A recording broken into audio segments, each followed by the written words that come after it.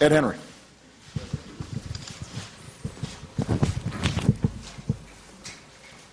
I want to take Chuck's lead and just ask a very small follow-up, which is whether you feel you have a mandate, not just on taxes, but on a range of issues because of your decisive victory.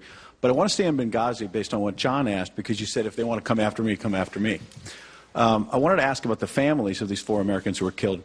Sean Smith's father, Ray, said he believes his son basically called 911 for help, and they didn't get it.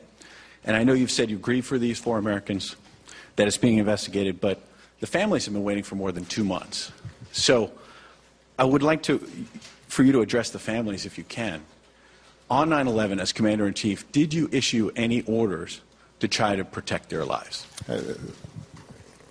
Ed, I'll address the families not through the press. I'll address the families directly, as I already have. And we will provide all the information that is available about what happened on that day. That's what the investigation's for. But as I said repeatedly, if people don't think that we did everything we can to make sure that we saved the lives of folks who I sent there and who were carrying out missions on behalf of the United States, then you don't know how our Defense Department thinks, or our State Department thinks, or our CIA thinks. Their number one priority is obviously to protect American lives. That's what our job is. Now, Ed, I will put forward every bit of information that we have. I can tell you that immediately upon finding out that our folks were in danger, that my orders to my national security team were do whatever we need to do to make sure they're safe. And that's the same order that I would give any time that I see Americans are in danger, whether they're civilian or military, because that's our number one priority. Okay. With respect to the issue of mandate, I've got one mandate. I've got a mandate to help middle-class families and families that are working hard to try to get in the middle class. That's my mandate. That's what the American people said. They said, work really hard to help us. Don't worry about the politics of it. Don't worry about the party interests. Don't worry about the special interests. Just work really hard to see if you can help us get ahead, because we're working really hard out here and we're still struggling, a lot of us. That's my mandate. I don't presume that because I won an election that everybody suddenly agrees with me on everything. I'm more than familiar with all the literature about presidential overreach in second terms.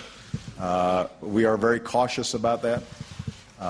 On the other hand, I didn't get reelected just to bask in reelection.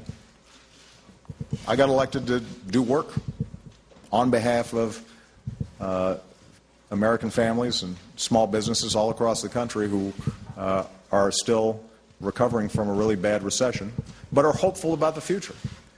And I am too. The one thing that I said during the campaign that maybe sounds like a bunch of campaign rhetoric, but now that the campaign's over, I'm going to repeat it, and hopefully you guys will really believe me. When you travel around the country, you are inspired by the grit and resilience and hard work and decency of the American people. And it just makes you want to work harder. You meet families who are, have overcome really tough odds and somehow are making it and sending their kids to college, and you meet young people who are doing incredible work in disadvantaged communities because they believe in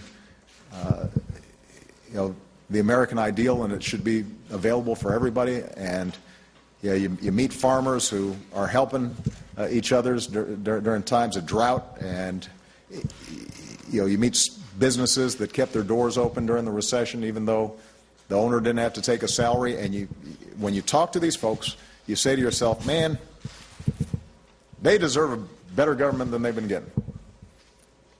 They deserve all of us here in Washington to be thinking every single day, how can I make things a little better for them? Which isn't to say that everything we do is going to be perfect, or that there aren't just going to be some big, tough challenges. that we have to grapple with. But I do know that federal government can make a difference. We're seeing it right now on the Jersey coast and in New York. People are still going through a really tough time.